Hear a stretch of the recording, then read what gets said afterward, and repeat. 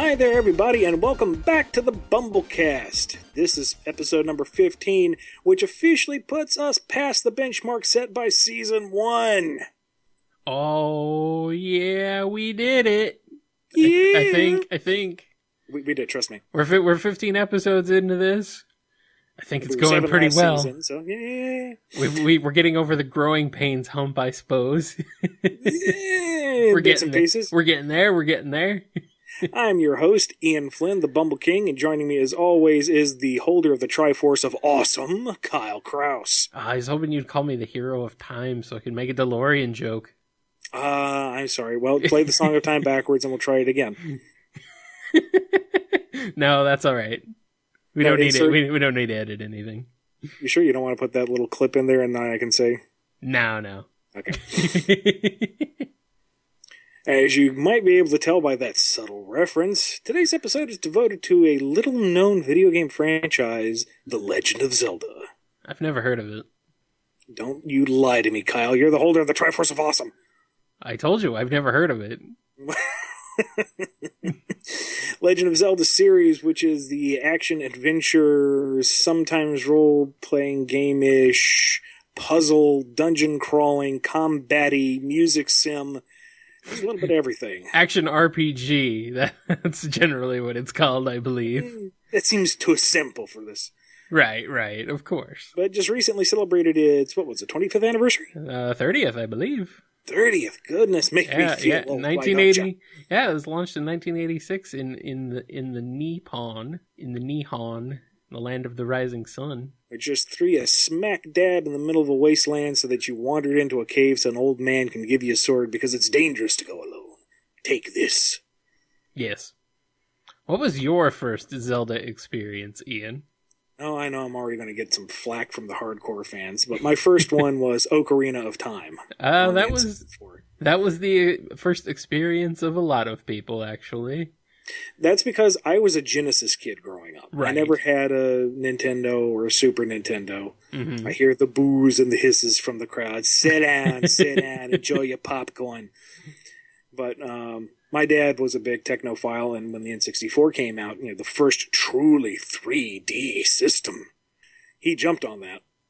And, we played through Mario 64, and funny story, the first time I played Mario 64, I honestly got a migraine from trying to navigate in 3D. I have heard stories of that happening. It was a relatively fresh new thing. 3D platformers existed, but they were a bit primitive in comparison most of the time. So a little more linear in their construction. Right, that too. And then Ocarina of Time just absolutely blew my mind. The first time walking out on the Hyrule field after talking to Kaibora Gaibora, and he's like, "Do you want to hear all that again?" And you go, "No," but you accidentally selected yes, and you have to go through those 5 paragraphs again. But after that, you step out onto Hyrule Field, and it's like, this is so massive.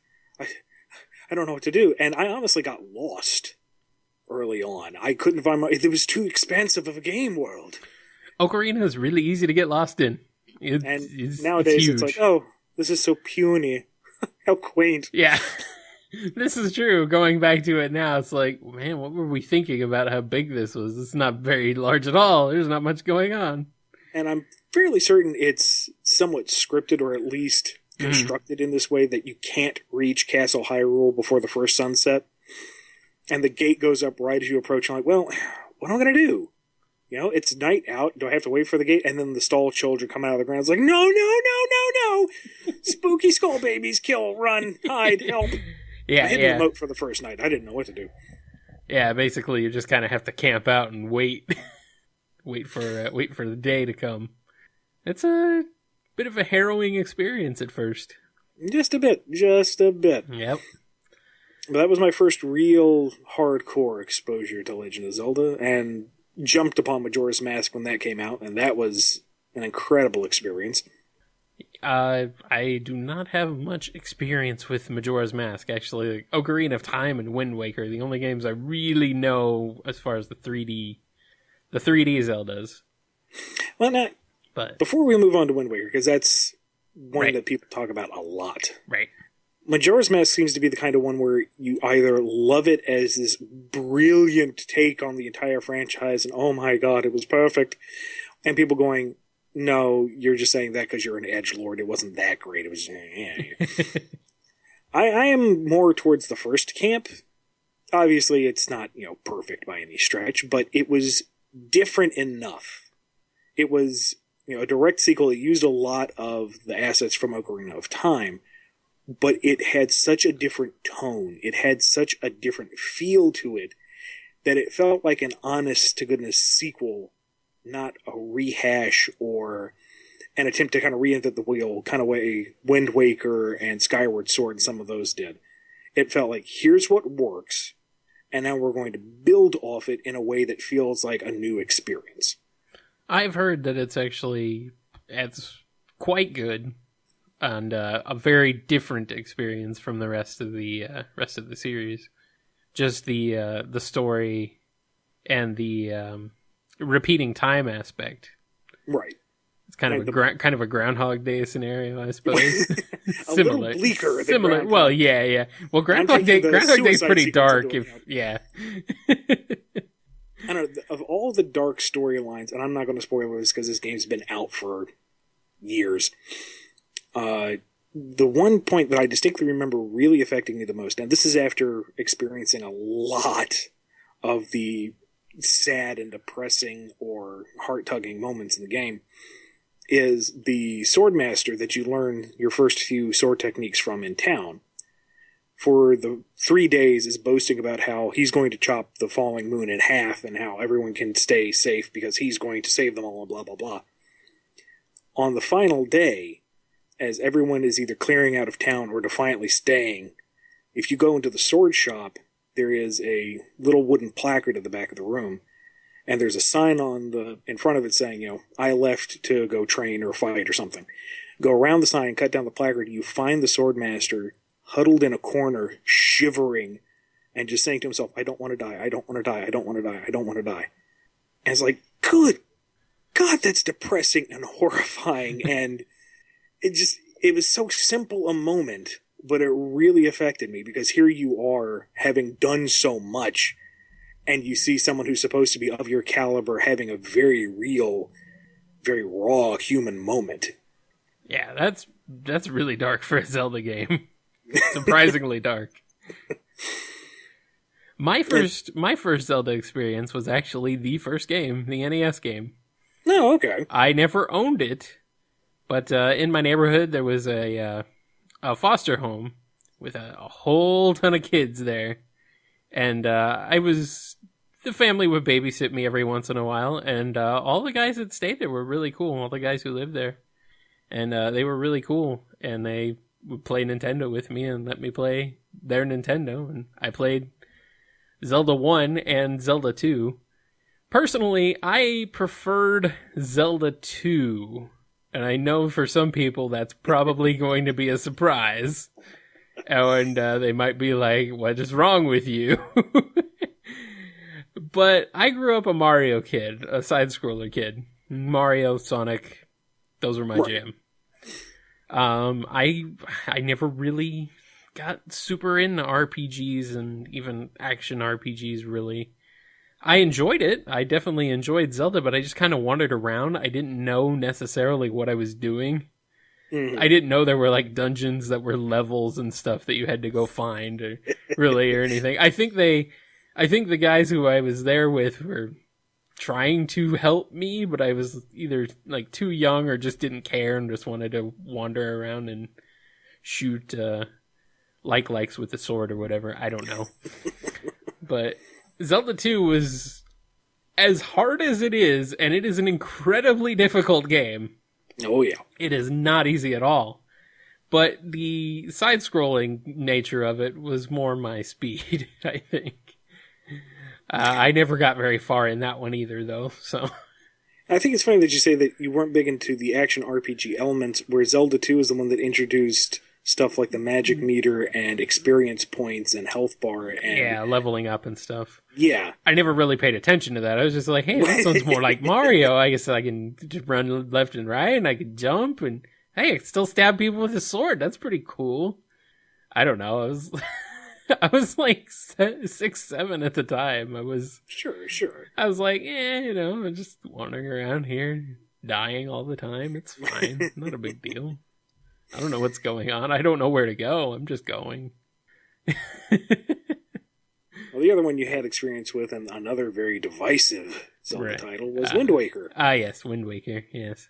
Which, some of the, I think, salt that remains, that didn't come from the world ocean, is from people who were really hyped up on the E3 tech demo for the GameCube, which showed, at the time, a really visually stunning battle between Link and Ganondorf. And it still is pretty nice if you can find the old clip, and everyone was expecting that kind of visual style. So when they went with the now iconic Toon Link version, I can understand why some people were a little put out. Yeah. But I think that the way that it came together really feels like you're playing an animated feature. It's an experience unlike any other game that I can immediately think of. And not just the visuals and the cell shading, but the way that the music is timed with your hits and reaches a crescendo really makes it feel like you're playing a full experience beyond just the push, switch, kill moblins type of thing that the rest of the series is. Yeah, I think for fans, hindsight is 20/20. I think Wind Waker is very beloved at this point almost for most people, regardless of its art style, or even because of its art style. And I think, actually, it's probably one of the better looking games in the entire series. And it's held up really well just because of the art style. If you go back to Ocarina of Time or Majora's Mask, they look okay, but they definitely aren't the mind-blowing... They don't really have that mind-blowing wow factor that that they had at the time. Now you have all those jagged N64 style polygons and the blurry textures where, like, even if you're zoomed out a million miles away, they still look like freaking smears all across the across the Hyrule field. It's like, Nowadays, when I think about those two titles, I think of the remastered 3DS versions. Yeah. Which look how you think it looked back in the original version. So, hindsight's a little skewed there. Right, yeah. I am going to be combative here and say that I don't agree with the major critique of Wind Waker, which was too much empty sailing. Mm-hmm. Because to me, if you replaced the King of Red Lions with a horse and the water with ground, you would have comparable empty space to Ocarina of Time's Hyrule Field. Yeah. Now, granted, Hyrule Field was smaller overall, but that was because it was a smaller game. Right. Every single map tile had some little puzzle or some little thing to explore. And granted, some of the underground grottos were copy-paste. The pirate bases are, here is the same rock wall with the different turrets. But, and overall, the traversal of the terrain wasn't necessarily any more different than Hyrule Fields. It arguably had more going on with your occasional cyclones or thunderstorms or larger waves or even the barrels that popped out, that you had a little something to do in most cases. Yeah. I think the HD remake of Wind Waker sort of tried to alleviate a lot of the complaints. Right. With the faster sale, yeah. It doesn't make it... I don't think it makes it too fast necessarily, but it does take a little bit of the edge off of waiting. Now, the one field that I feel like really did feel very empty was Skyward Sword. That's what I've heard. That one felt criminally underutilized. And I don't know, a lot of Skyward Sword feels like they ran out of time, at least to me. I don't know what they had in terms of budget or timetable, like if it was rushed out for an anniversary or whatever. I don't remember. Yes, it was a 25th anniversary, I believe. Oh, there we go. Maybe that's what it was. But stuff like, when you get Epona in Ocarina of Time and in Majora's Mask and in Twilight Princess, gaining Epona is a very personal experience. Yeah. In Skyward Sword, they talk about your Loftwing and how you have this deep personal connection and everyone has their personal bird. And you don't get to name it. It doesn't even have a default name like Epona usually does. It's just Link's Loftwing. Huh. And you don't really interact with it a whole lot. The opening tutorial mission has you rescue it, and it's your main conveyance between the two things of interest in the sky overworld. But otherwise, you don't have a real connection to this bird that they drummed up a lot of stuff for. So I honestly wonder if there was something meant more for them, or if they were trying to drum up its importance to mask the fact that it was just a mechanic. Yeah, I don't know. I've also heard a lot of complaints about Fi or Fi or whatever you want to call her. Just that she's kind of in the same vein as Navi from Ocarina. She's kind of annoying. She definitely can get on your last nerve. And it's a little different from Navi with her, at least she's a very punctuated, "Hey, listen, Link, hey, Link, listen." With Fi, it's more of the Zelda non-talk babble. So when she pops up to point out the fairly obvious thing and, it's... Oh, yeah. And it, comes out as, "Master, there is probably an 85% chance you can defeat this moblin." "Thank you, Fi. Just get back on the sword."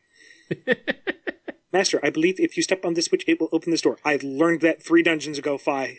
Thank you very much. Get back on the sword." It's very robotic, which is kind of odd in a Zelda game. Well, it's Fi and the very little mythos you get on the goddess Hylia and the war with Demise that created Skyloft and the world as it is interesting in that Fi almost kind of toes the line of Magitech. Okay. Because she is the spirit that drives the power of the sword, and your primary quest, at least early on, is to upgrade it into the Master Sword. Right. And, again, no spoilers because these games had been out for a while. Your primary antagonist throughout the series, Girahim, who is one of the best antagonists we've gotten out of this franchise. I only know him from Hyrule Warriors, and he's great even there. Oh, he's got so much character. He's phenomenal. It turns out that he is basically the anti-Fi. He is the spirit driving the demon blade wielded by the dark god Demise. And his entire purpose throughout the game is to resurrect his master. And during your final fight with Girahim, he changes form, and his final form looks very similar to Fi with the diamond pattern and the kind of upturned hair and the very sleek bodysuit. So when you put it together like that, it's really interesting. Huh. Yeah, that's pretty cool. The dungeons of Skyward Sword, I would almost say, make up for all the other shortcomings. Because those are some of the most fun I've had figuring out and navigating the dungeons in a Zelda game. Like, more than once I was like, ooh, I'm having fun. Huh. There's one level in particular where you go out to this desert, and the entire theme of the dungeon is time travel. And you get in this little power boat that's got a time crystal attached to it, and as you drive the boat, it creates this ripple of space-time around you, so that the immediate area is the desert back when it was a lake. So as you're driving across this barren sand field, immediately around you is water and coral reefs and blue sky, and you just generate that past around you as you boat around, and that is one of the coolest visuals in any game that I've played. Nice. But there are other shortcomings, like the whole thing is supposed to be that the goddess Hylia lifted up the chosen people, the Hylians, into their floating city, which kind of makes you feel like, well, there isn't really a sustainable population here, nor is there enough housing for all the families. And then covered the rest of the world in a protective cloud cover so that nothing could get to them. Except when you get to the world below, everything's lush and green, and there's plenty of sunlight, and not really a lot of cloud cover. It's a really big plot hole there in your visual design. That's weird. And there's a lot of, here's the dungeon you've already completed, here's the gimmick where you go through it again, but differently. Which sometimes is kind of interesting. There's a foresty level, kind of your Korkiri forest-styled dungeon, And later in the game, it's flooded. So you're actually swimming around the massive world tree and facing off against enemies that you never would face normally in the forest setting. Tweaks like that are kind of fun.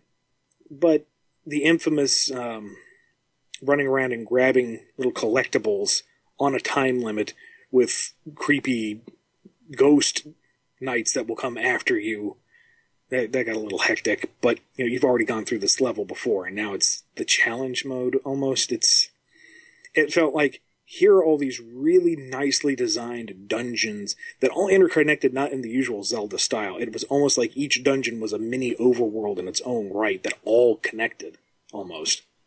We've spent all our time building these. We don't have enough room to build anything else. Let's reuse these assets as much as possible in the same game. Yeah. I noticed some 3D Zeldas kind of do that, though, where you kind of backtrack into dungeons, but they're tweaked a little bit. I think Wind Waker did that with at least one of its dungeons. I think in the late game you had to go back. I don't remember exactly. It's been so long. Honestly, I got it for the Wii U, and I got as far as Ganon's Tower, and I've yet to finish it. I feel bad. Which is too bad, because Wind Waker's Ganon fight is one of the most satisfying of the final fights. It's really cool, actually. Although I think one of the funniest things you can do in Wind Waker HD is you can make Link take selfies. Yes! So if you make him take selfies while he's being attacked by Ganondorf from the background, it's pretty hilarious. It's perfect. Yes. I don't know. Toon Link is probably my favorite incarnation of Link. I'm just gonna outright say that, just because of his expressions.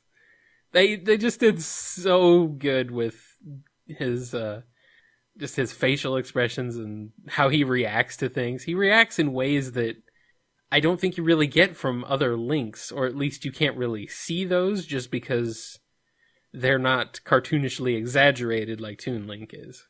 No, I would say Skyward Sword's Link is the most emotive of the humanoid Links, for lack of a better term. Mm-hmm. There's a lot of really funny, almost anime-esque pratfalls and reactions on his end. But that one focused a lot on the character interactions as well. Yeah. But the two of them are definitely far beyond what Ocarina of Time and Majora's Mask Links did, just in terms of the limitations of the hardware at the time. I do like Skyward Sword's art style. It's a beautiful game. Oh, yeah. It's a nice melding, almost kind of a middle ground between the toon and the realistic. Yeah, for sure. Now, the one title that we've kind of left out, which is smack dab in the middle, is Twilight Princess, which recently got its own HD release. Yes, along with indeed. The Midna on Wolf-Link amiibo that I want. I need it precious. And we'll get into why in a little bit, but I don't know. Personally, of all the titles, Twilight Princess, I think, is maybe my least favorite overall. Why is that? Because I'm not particularly jazzed by the art style. I mean, it's nice, but it doesn't really stick with me.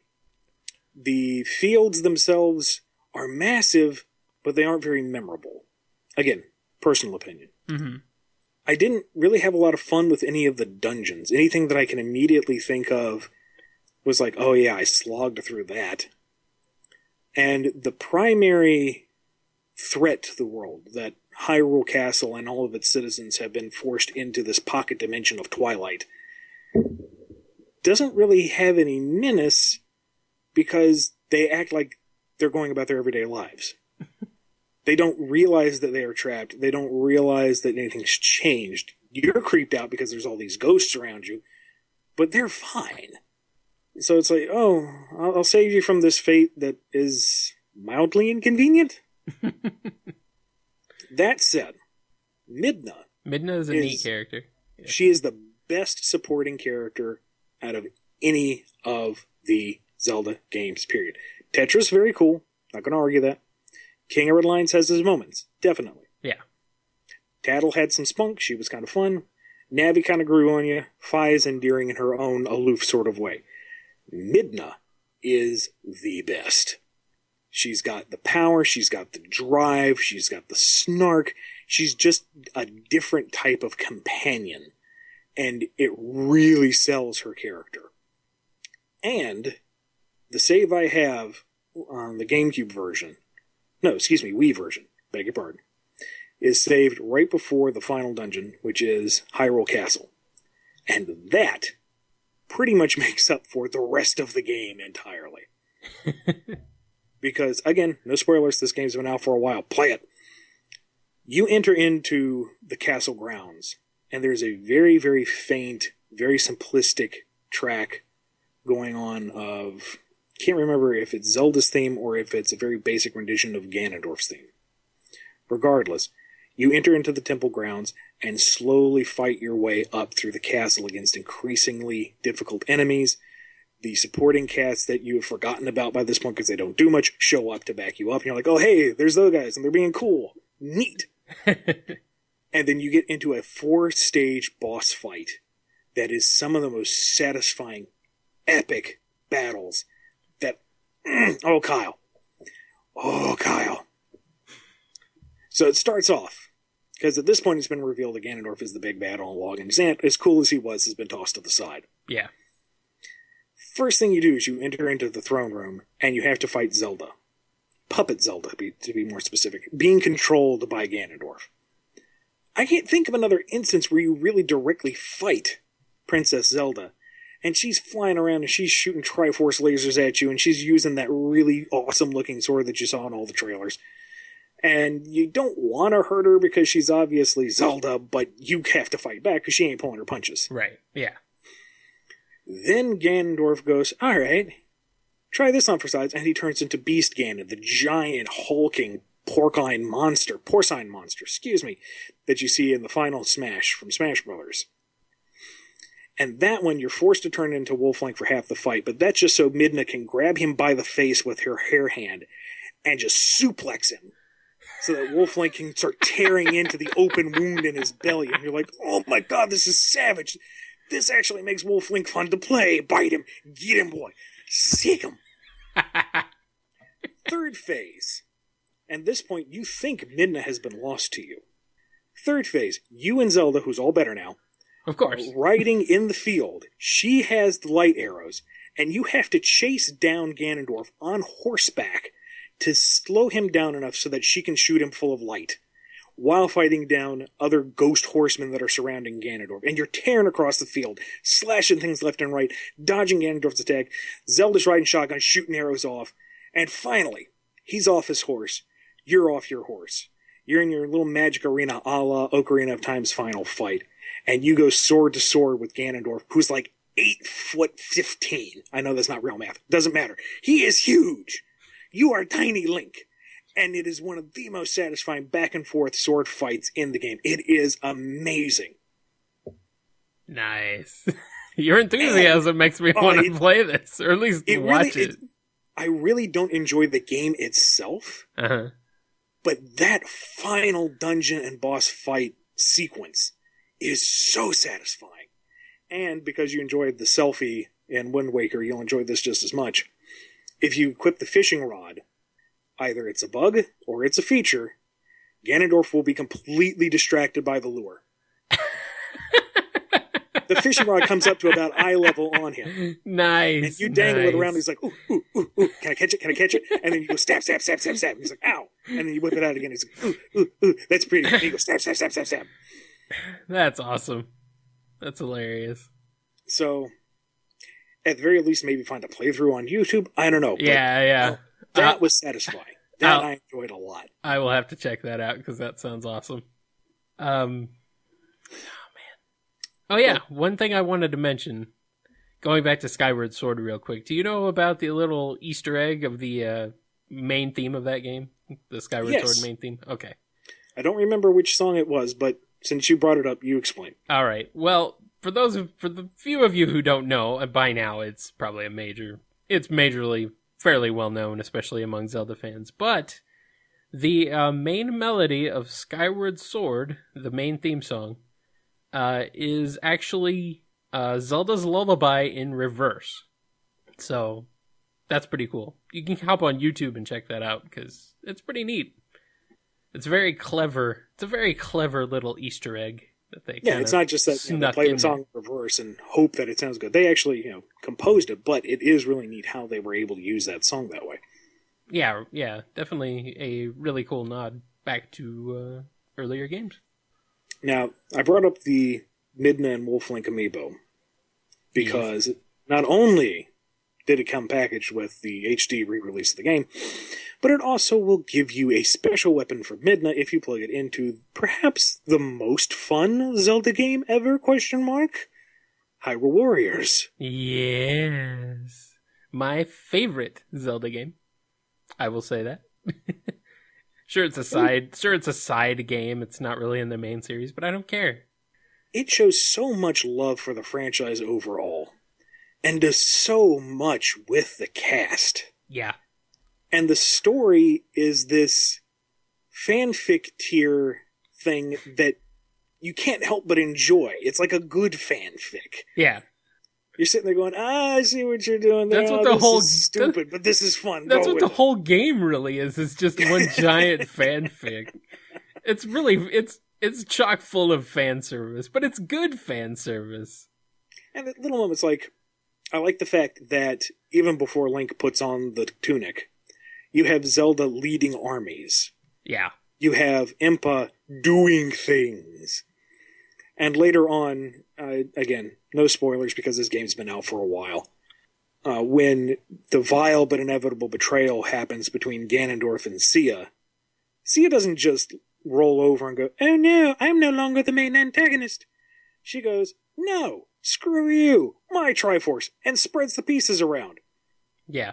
And remains a player in the story. I just like the fact that everything is used nicely. Yeah, it's by far, gives the game that gives the side characters the most personal agency. Zelda is actually more of a factor than ever before, just in terms of actually, first of all, being able to play as Zelda is one of my favorite things about the game. That's one thing that I've been, wanting and hoping from the main series probably for forever, just about. Has there been any other game where she's playable, aside from the Wand of whatever it was? Wand of Gamelon that we won't talk about? Yeah, I don't think so. I do not believe so. The way you've talked about the final fight in Twilight Princess, it seems like she has a little bit more of a hands-on role, at least in the final battle. She does, but again, you don't play as her directly. Right. So... But I really just appreciate the way that they give more of the side characters more of a chance to shine, and that you can play as them. Impa is a badass. I'm just going to say it. Oh, she's amazing. She is, yeah. We'll have to censor that, but I don't care, because it's the perfect word to describe her. She is awesome. Everyone is. Well, yeah. Even there's no one you pick up and go, oh, this is kind of lame, except maybe Agatha, because she's the weakest of them. But even so, she's summoning giant laser bugs. Yeah. Laser bugs. Even Fi, if you hated her in Skyward Sword, even in this game, she's pretty freaking cool.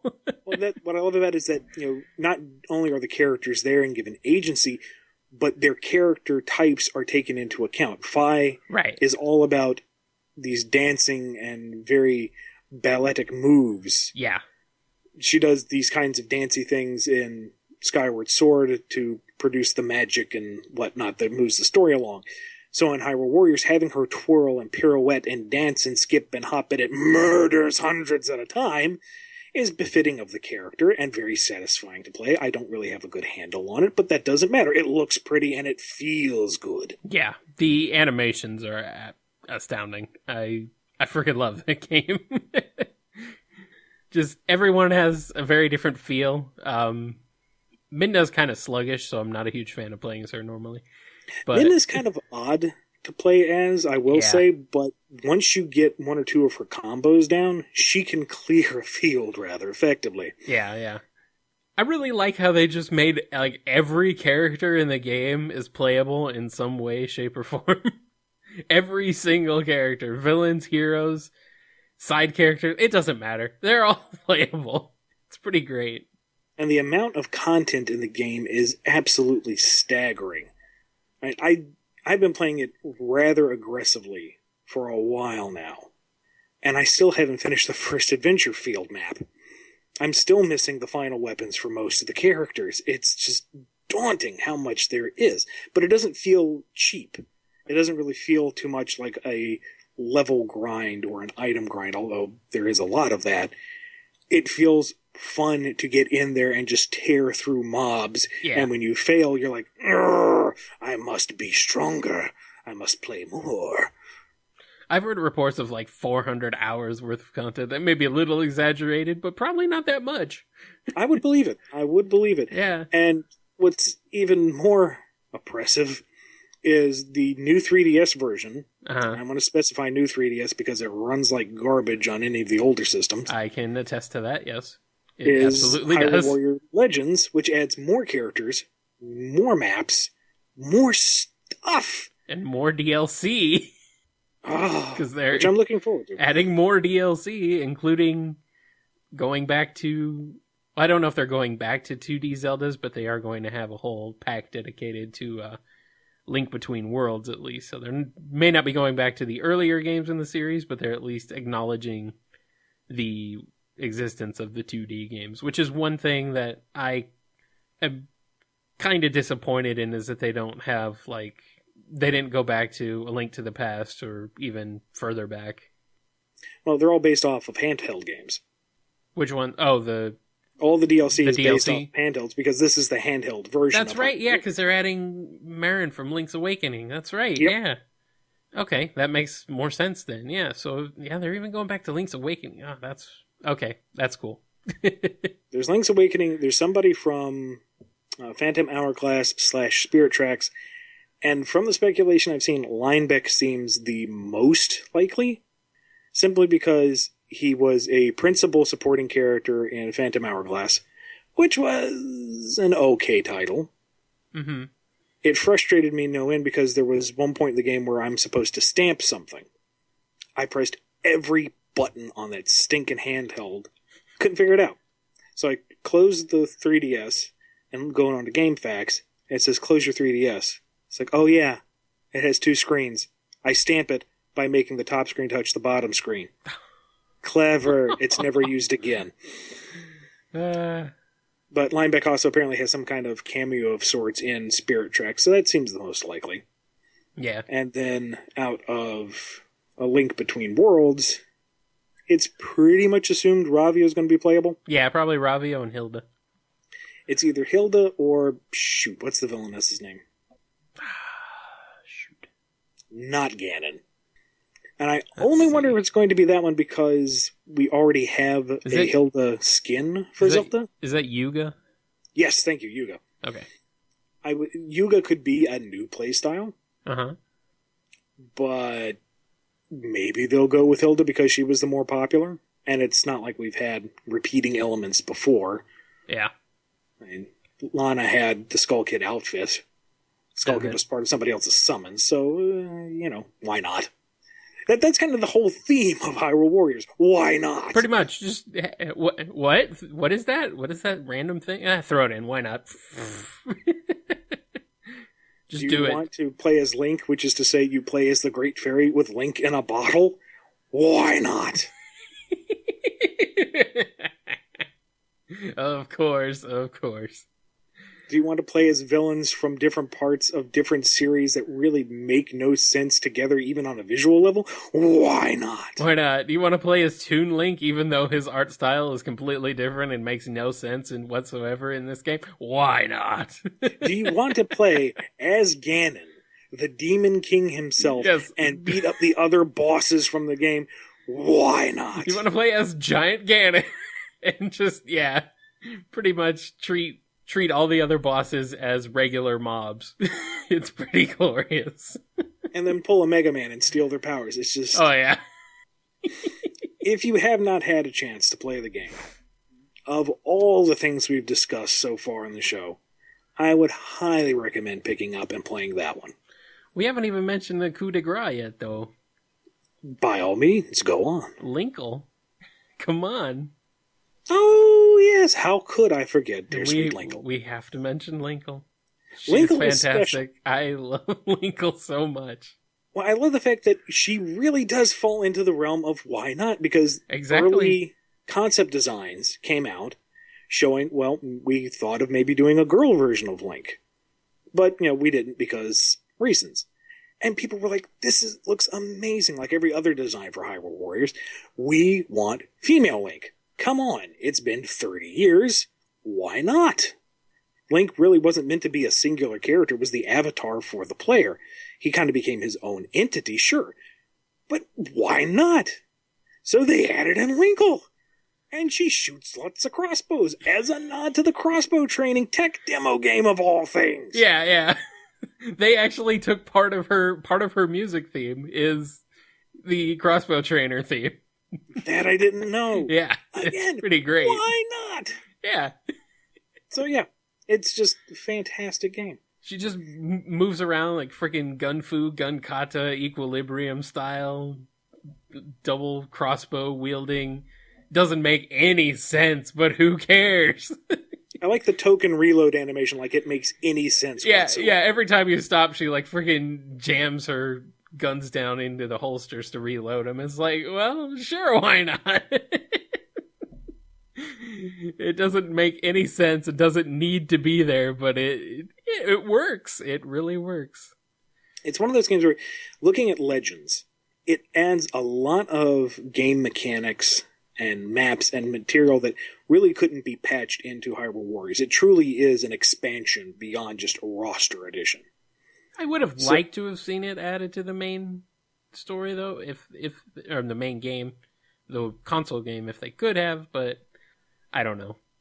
It would have been nice. I'm willing to bet rupees against cuckoos that when the NX comes out, we will get a Hyrule Warriors Master Edition with the entirety of Legends included, and knowing these guys, probably even more content. Yeah. And I will buy it, even though I haven't even remotely finished the first game. I will buy it again, because gosh darn it is fun. Yeah, I would buy it too. I'm a sucker for this game. It's a great game. But we've talked enough about lands far away. Let's move on to the Q&A, where you, dear listeners, can ask me and Kyle just about anything. There are 3 ways that we would like you to pose your questions. Kyle, please tell the people what the best way to get in contact with us is. You can send your questions via Twitter using the hashtag BumbleKast. Just ask your question on Twitter and add in the hashtag anywhere in your tweet. Or you can send us an email to bumblecast@yahoo.com. First up, we're going to go to the priority Q&A for those who paid to have their questions answered through the Patreon. If you want to get to the front of the line, yet again, go to patreon.com/BumbleKast. Kyle, who do we have first on our priority Q&A? First up, we have a question from Connel T.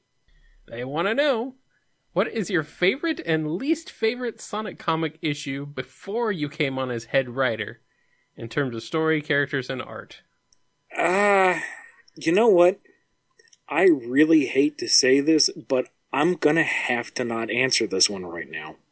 I will at least explain why, as much as I can. That, unfortunately, and as of this recording, is a very loaded question. Yeah. And certain individuals, if they were name dropped, or if they were not, could construe my answers as meaning the company policy of Archie, which I do not represent. I am not an employee of them. I'm just a freelancer who's enjoyed a great deal of work from them. And I hate that, because it should be a simple question. I should be able to, because I grew up reading the book. Yeah.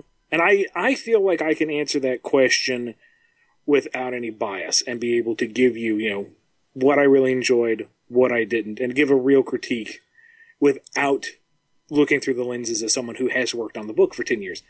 Unfortunately, there are other people who would not take me at my word for that, and other people who would blow it out of proportion and cause a lot of brouhaha that just shouldn't be. So I am really sorry, but I'm afraid I'm going to have to decline that one. And as a co-host and representing Bumble King while I'm on the show, I'll go ahead and decline as well. Just to be sure. Because, I mean, if I say something, I'm less likely to get in trouble for it, but it may cause problems down the road. I prefer to avoid that. So I won't chime in on this question either.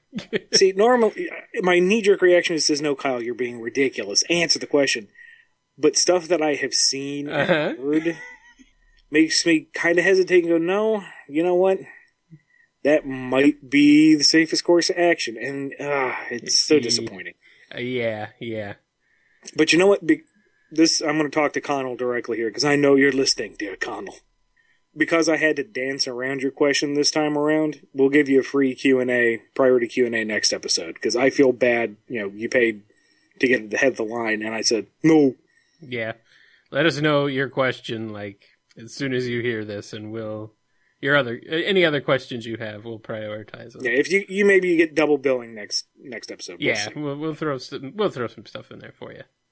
All right. Well, let's move on to the next question, which I hope we can answer. From TheShadowImperator, our good buddy.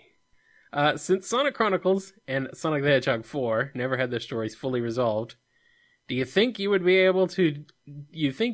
allowed to do so in the comic someday if you're given the go-ahead to use their characters and plotlines? Argus and Little Planet's fate are two big lingering mysteries, and I wondered if those could ever be addressed in the comic, or if they'll remain locked away forever. Sonic 4 Episode 3, maybe. I am privy to some super minor information on what might have been in planning stages. No, I'm not ever going to talk about it in depth. Don't even try to go there. But I would be able to use that as a foundation for a finale. Whether or not Sega would want me to acknowledge that or go there, I don't know. As a Sonic fan and as someone who's written Sonic a lot, just a smidge. You might know that. You might not. Just a tiny bit. I would love to go there, but it's not high on my priority right now, Right. Yeah. I mean, it kills me because Eggman builds the Death Egg 2 around Little Planet. That's amazing. That's freaking sweet. I would love to see that resolved. But because Sonic 4 nebulously falls on the timeline possibly before the adventure line, maybe, it's already happened in terms of the continuity, And there's already tons of story that I want to go back to and cover. So, maybe one day. Yeah, you'd be kind of be going backwards at that point. Right. Now, Sonic Chronicles is mired in technicalities and stuff that kind of harkens back to Connel T's question. Yeah, I was going to say, very similar issues. Yeah, very similar issues for both of these. Right now, it's not even on the table to consider. I'm not going to say never, because things could change. They would have to radically change in very specific ways. Mm-hmm. But I'm not even going to speculate at that point, because why bother? It's so far out of my control, it's not really worth wasting a worry over it, as my mother might say. So, maybe Sonic 4 Episode 3, probably not Sonic Chronicles anytime in the immediate future, or long-term future, but you never know. Yeah, we'll see what happens. And our last priority Q&A question comes from Daniel L. He wants to know, what movie are you looking forward to this year, and why? That's got to be Civil War. Mm-hmm. I mean, I'm still worried. I'm anxious. And we've covered this before, but, I mean, it's got so many characters in it, and it's not really Captain America anymore, but you could also argue that because the Marvel Cinematic Universe has expanded and become so interconnected, it would be kind of hard not to address it. Like in Thor 2, when everything's getting blown up, the first reaction was, where's S.H.I.E.L.D.? Where are the rest of the Avengers? Come on, don't they have each other's phone numbers? So, never mind the story of Civil War, but with Captain America, you would imagine, where is everybody else? So, there's that. I'm greatly encouraged that a lot of the preview scenes that they're showing shows the debate between Steve and Tony, and that it sounds like an intelligent debate. it isn't just, we need to register. No, we should not. You are bad. No, you are bad. Fall to the levels that the comic did. Yeah. It actually feels like a mature clashing of ideals between people who have been to hell and back in multiple ways from multiple directions. It's a growth of the characters and how their ideals would clash. Now, granted, it's the plot line that is forcing them into that situation, but it feels organic from what little we've seen so far. So, it feels like they're going to do it right. The early reviews are glowing, so fingers crossed. I really hope it rocks, because Winter Soldier was probably the best superhero movie ever, and I want it to be at least in the ballpark of that. Yeah. What about you, Kyle? What are you looking forward to? I'm looking forward to several movies this year. It's actually a pretty decent year for movies, all things considered. Looking over the list, I'm usually like, there's not much coming out this year that I really care for, but Civil War, I'm definitely looking forward to. I'm happy that early reviews are positive, so I'm definitely, that makes me feel a lot better. X-Men Apocalypse. Oh, yeah. Yep. Days of Future Past was really good, even though it has, like, nearly nothing to do with the original comic whatsoever. That's okay. I'm sure Apocalypse won't either. But I really enjoy the X-Men movie series. X-Men 3 notwithstanding. It's had more hits than misses. It's true. It has. And so I'm definitely looking forward to that one. What else is coming out? One caveat I have with X-Men Apocalypse, I'm going to go ahead. butt in here. I don't mind the costume redesign, and I don't think we've seen enough of the actor to really get a feel for how he's going to do Apocalypse. Yeah. The only thing that I'm snagged on is the voice. Because I'm so used to the 90s cartoon Apocalypse with that deep, resonating, godlike voice. And then this guy sounds like a guy. It's like, just add a little bit of reverb. You don't have to go full Bane, Yeah. I don't want to be that kind of goofy. You only accepted the psychic powers. I was born into them. None of that. But we'll see how it goes. I'm pretty much used to everything from the 90s cartoon, so if it were just like the live action 90s cartoon, I'd be good with that, but it's not. It's still fun. Let's see. Independence Day Resurgence. That's just like pure, I'm just curious how they even bring that back. I didn't realize it was coming out this year. Yeah. It's not even coming out in July, which is really stupid. Let's see. The new Ghostbusters movie. I am actually looking forward to that. And are they both coming out this year, or is it just the one? Just one. Okay. It's just the female-led Ghostbusters movie coming out this year. I'm actually looking forward to that, and I realize that a lot of people are probably going to be like, probably not going to agree with me. That's okay. There's a lot of needless brouhaha. Yeah, that's okay. Point is, you're looking forward to it. I am. Modern comedy actually doesn't do a lot for me, but, that one doesn't look too bad. So I'm interested. Suicide Squad comes out this year, so I would like to see that just based on the previews that were attached to Batman v Superman. And I think that's... Oh, wait, Rogue One at the end of the year. Oh, that's right. I forgot about Rogue One. Yeah. Rogue One looks really good. Does Doctor Strange come out this year? Doctor Strange comes out this year in November, too. That looks neat, but yeah, Rogue One. Ooh. Yeah, I haven't seen anything of Doctor Strange, to be honest. The trailer looks interesting. I didn't even know there was a trailer. It just dropped. Okay. But, I'll have to check it out. Never mind that Rogue One. Yes. Yeah. That at the end of the trailer when it's got the two themes kind of interwoven, it's like, ooh, I got chills. Yeah. If it really does end up if it does end up being the story of Kyle Katarn, I'm cool with that. Wait, what? If we bring Kyle Katarn in there.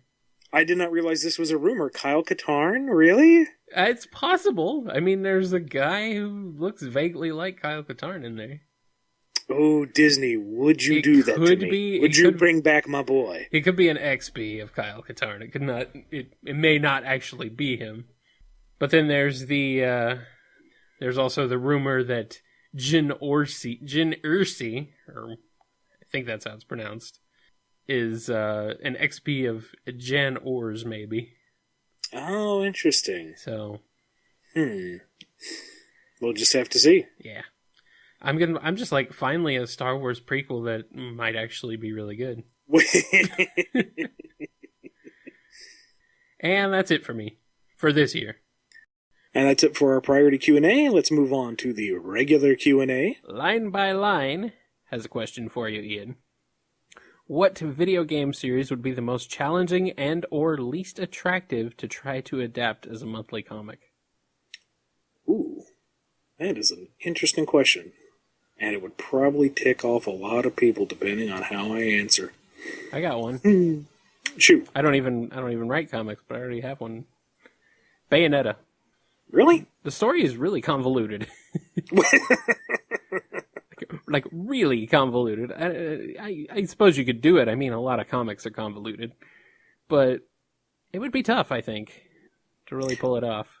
I don't know. I think the biggest challenge with doing a Bayonetta comic would be so much of Bayonetta's appeal stems from the soundtrack and the visuals, just the over-the-top action sequences that you are involved in, that just reading that action straight could not even remotely compare. Right. You would really need the right artist and the you, right team to stage it to even come close to capturing that feel. You would need a really strong artist for a Bayonetta comic. And, I don't know, considering how, I don't want to say stagnant, but stationary some of their cutscenes are, since they're more of a tableau and not so much a cutscene in the conventional sense, it almost lends itself to comic book style storytelling. So, I don't know, that might be possible. I know guess that's that true, yeah. The anime movie didn't really do that, though. But the games do, so I could kind of see it working for that. I know that out of all the Nintendo properties that I've been asked about, the one I grapple with the most is Mario, simply because it doesn't have an overarching storyline. There are, very basic storylines per game. The RPGs definitely have, their individual stories fixing into a larger arcing storyline. But in terms of what Mario's limitations are story-wise, there aren't a whole lot, because anything can happen. One day everything's gold. Why? Because. Here's all the Koopalings under Bowser, and they run rampant. That's the story for multiple games. What is the geographical location of all of these kingdoms and worlds to each other? What defines a world, that seems to vary between games? What is the hierarchy? What's the social structure? Because you have all these kings and princesses all over the place. And it's not that it's poorly constructed, Mario is so much looser and more fanciful than a lot of other stories out there that anything is possible. You hop in a warp pipe, you're fighting a crazy alien who's kidnapping the Flower Princess.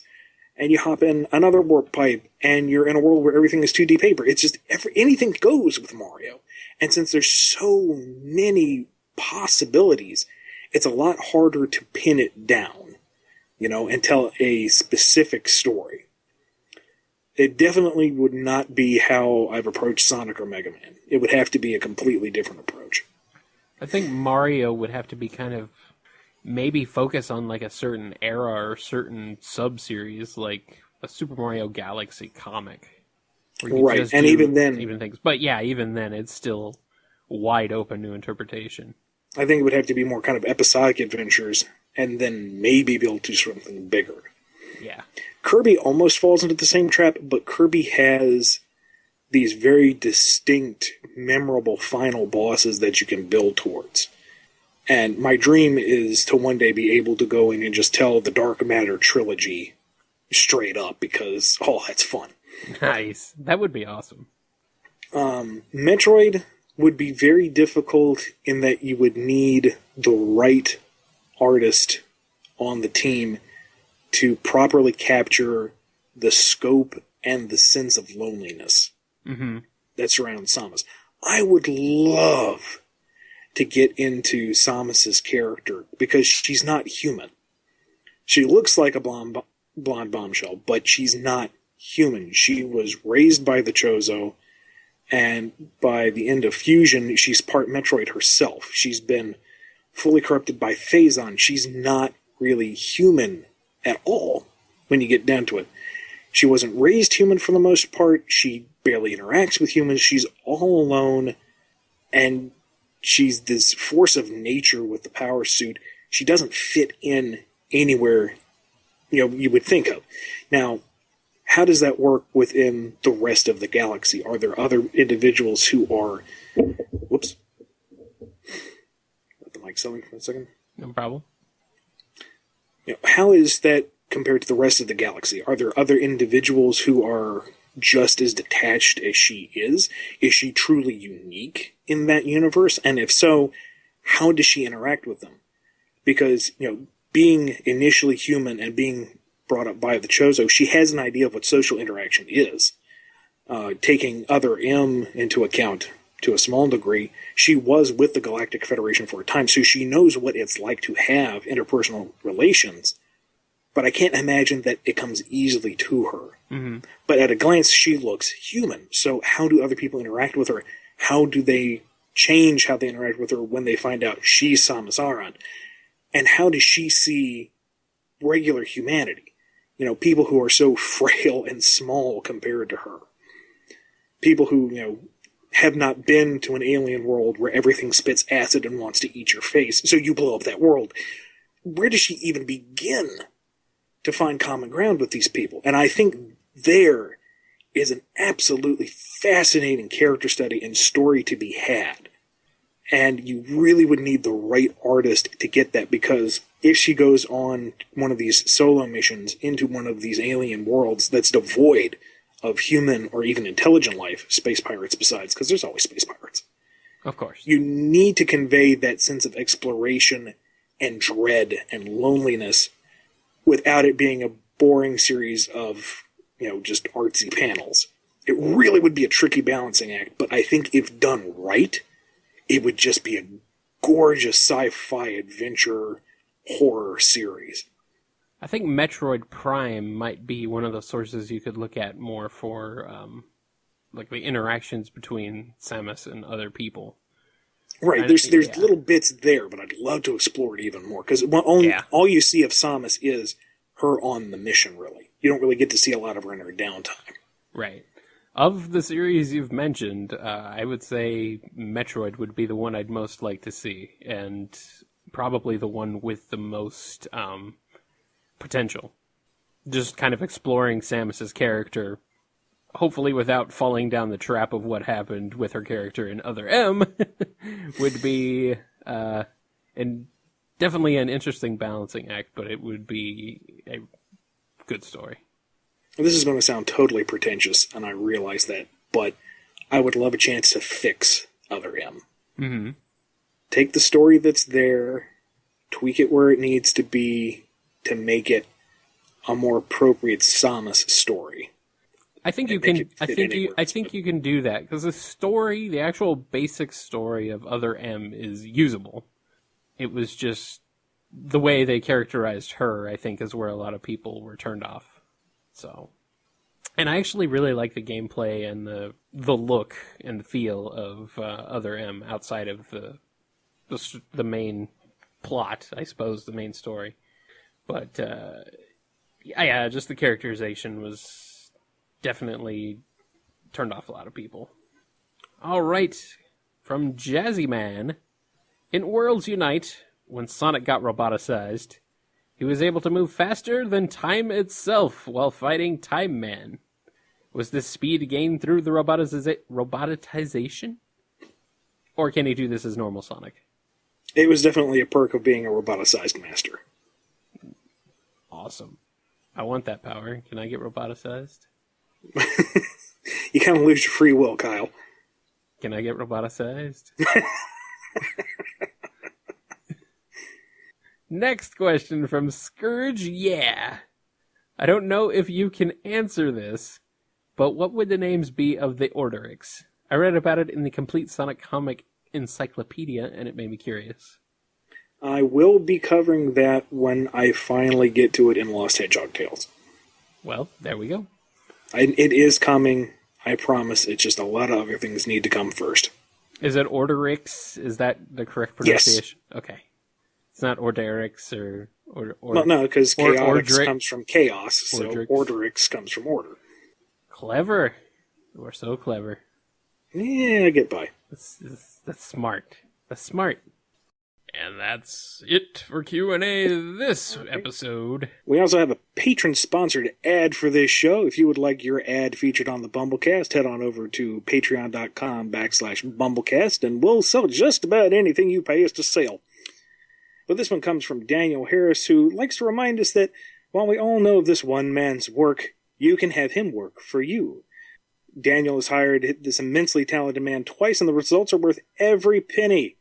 Visit herms85.deviantart.com and check out his availability. He is, of course, referring to Matt Herms, the coloring genius from Sonic the Hedgehog, Mega Man, and the absolutely amazing Power Rangers comic book. Nice.